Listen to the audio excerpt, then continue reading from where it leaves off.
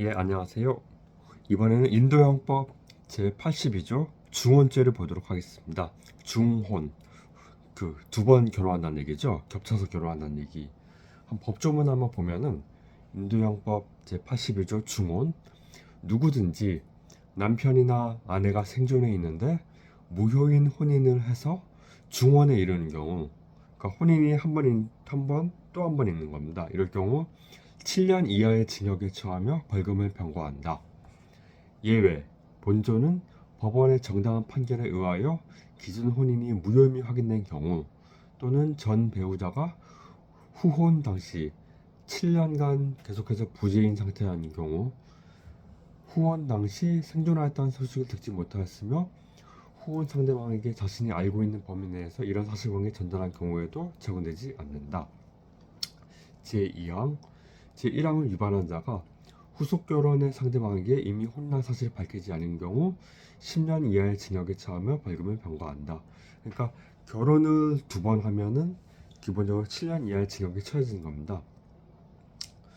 이게 우리나라는 지금 중혼죄 처벌한 규정이 없는데 인도에서는 꽤 문제가 많이 돼 있습니다. 왜냐하면 이제 현재 인도에서는 이제 무슬림의 경우 한 남자가 4명의 배우자를 둘 수 있습니다. 그렇기 때문에 이제 힌두교 남성이 개종가 이제 이른바 컨버전이죠. 힌두 남성이 이슬람교로 이제 개종을 한 다음에 또 결혼했을 때 이게 과연 중혼죄를 피할 수 있는가, 이게 많이 문제가 됐었거든요. 그래서 이제 이게 굉장히 문제가 많이 되다가 인도 대법원에서 이제 판결로 이걸 정리하게 됩니다. 릴리 토마스 대 유니언 오브 인디아 사건인데요. 굉장히 유명하죠. 이 릴리 토마스 버스 유니언 오브 인디아 에어 2000 SC1650 이 사건 한번 보도록 하겠습니다. 그러니까 뭐 사건을 간단히 말씀드리면 이렇습니다. 이 사건 당사자는 수시미타 고시라는 이제 여자분입니다. 1984년 힌두교끼리 1984년 이제 힌두로에 의해서 결혼을 했습니다. 그러니까 힌두 관습법에 의해서 이제 결혼을 한 거죠. 근데 이제 남편이 바람이 납니다. 남편이 바람이 나고 애가 둘 딸린 이혼녀랑 이제 결혼을 하고 싶은 거예요, 남자는. 그래서 이제 이 남편은 수시미타 고씨한테 이제 통지를 합니다. 이혼을 하든가 아니면 이제 수시미타 고씨도 이슬람교로 이제 개종을 해라. 그럼 내가 이슬람교 이미 개종했으니까 이슬람교 남자와 이슬람교 여자 둘 이렇게 화목하게 살면 되지 않겠느냐, 이렇게 말을 한 거죠.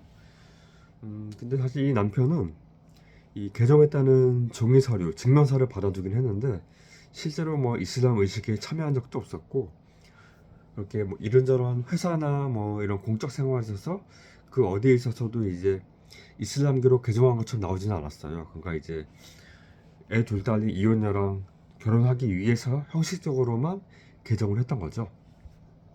그래서 이제 릴리 토마스 변호사가 이제 대법원에 공익소송을 제기합니다. PIL이죠.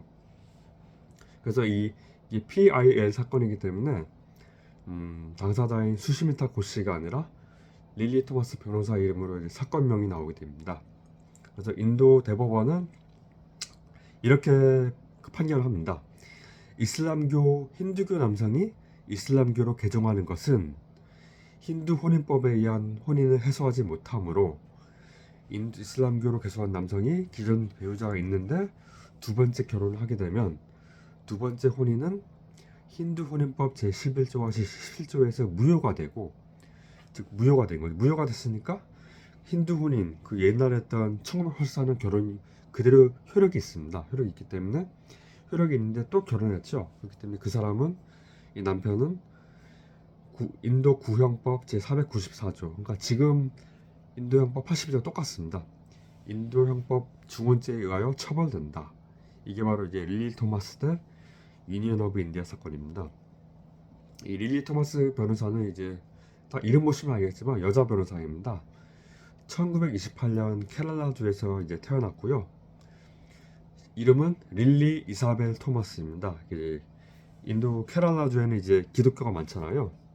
인도 케랄라주에 있는 시리아 정교회, 로마 카톨릭은 아니고 시리아 정교회 출신 변호사이고 평생 결혼은 안 했는데 인도에서 처음으로 이제 LLM 학위를 받은 이제 변호사라고 합니다. 그래서 굉장히 이제 이 사건으로도 유명하지만은 사실 뭐 릴리 토마스 변호사 사건 검색하면 하나가 더 나옵니다. 그러니까 이제 릴리 토마스 대 유니언 오브 인디아 2013년 사건인데, 그러니까 아까 말씀드린 건 이제 릴리 토마스 대 유니언 오브 인디아 2000년 사건입니다. 근데 2013년 사건은 선거법 관련된 사건이에요. 그래서 이제 원래 인도 선거법이 특정 범죄로 유죄 판결 받은 사람은 이제 의회 의원이나 이제 록사바 의원이나 이제 MLA 주의 의원 결격사유로 정하고 있습니다. 우리나라도 비슷합니다. 이거는 이제 범죄자는 이제 쫓아버린다는 거죠. 근데 이제